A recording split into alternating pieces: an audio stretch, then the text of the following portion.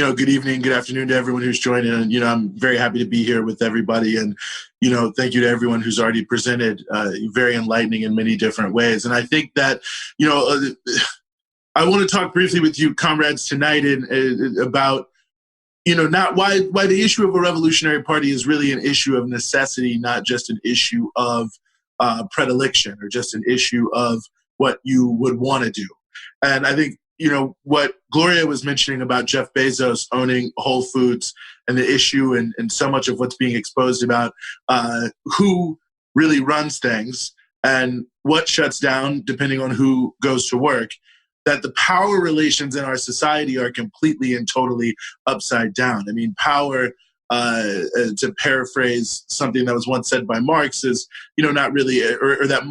capital is not really money, it's power. The ability to determine and to shape the destiny and the lives of other people. And we're seeing that now with certainly the Jeff Bezos of the world and all these other business owners putting people out there without PPE, their ability that they have, to really determine who lives and who dies, the debacle around the production of medical supplies and everything happening there. I mean, I think we're seeing more and more that, really the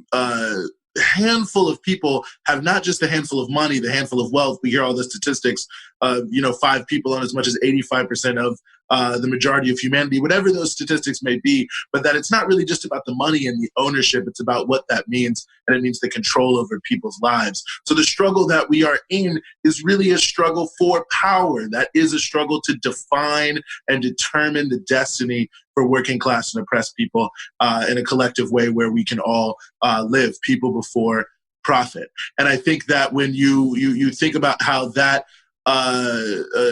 sort of, plays itself out, then I think you realize that off the top right there, that this sort of struggle is not one that can just be carried out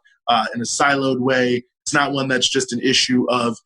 protesting. It's an issue of a major transformative change in what goes on. I mean, a situation where what does it mean to be able to shape your own destiny in the context of coronavirus? I mean, the very fact that we were talking and we've delineated so far on this call so many critical needs that could be met that aren't being met, despite the fact that the vast majority of people want them to be met. That's the lack of power. And to have that kind of control over how society responds to the major crises and fluctuations and circumstances of living that affect us, that this struggle is really about. And the idea of us in the PSL, the idea of a socialist party, the idea of being revolutionaries is to speak to the how do you get from point A to point B of transforming in such a deep way the power relations that I think we see playing out so negatively and that we're pushing back against. And I think that's what's powerful about the type of party that we are and the concept of party that we bring to the table, which is that in order to confront this centralized, massive power structure that obviously has all the money, all the resources, all of the repressive apparatus, we have to be able to build a counterforce of the organized people from all sections of the working class and exploited peoples of the United States to bring in the talents, the experiences, the relationships, the differences, whatever it may be, to create in conversation with one another the type of organization that can, debate and determine and then actually do things on the basis of a all-sided analysis of capitalism from the perspective of its victims, and certainly with the consideration to the strategies of those who are running things, but to really be able to plot a course on how to change things on the basis of what people really want democratically and how they want to see a system of people before profit and how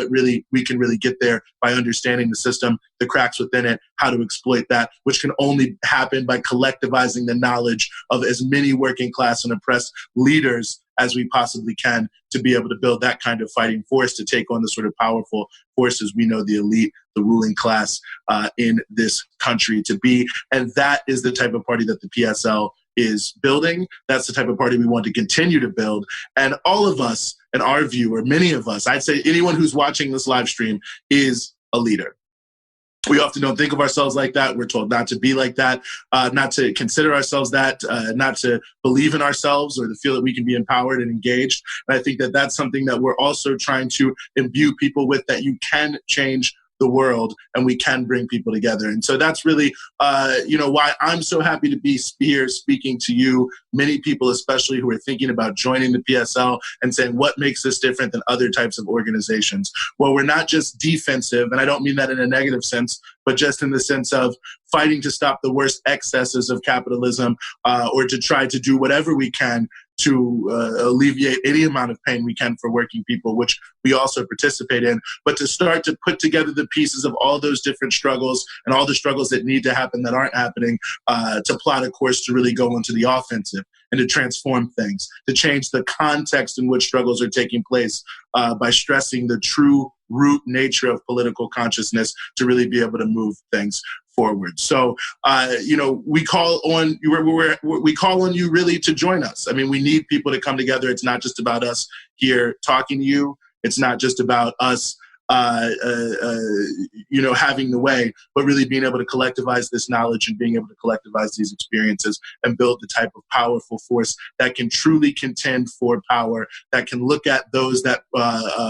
continue to shape the destiny of all the rest of us and propose another destiny that's determined amongst us that we can move to. So I'll just stop there and appreciate it and look forward to the rest of the conversation.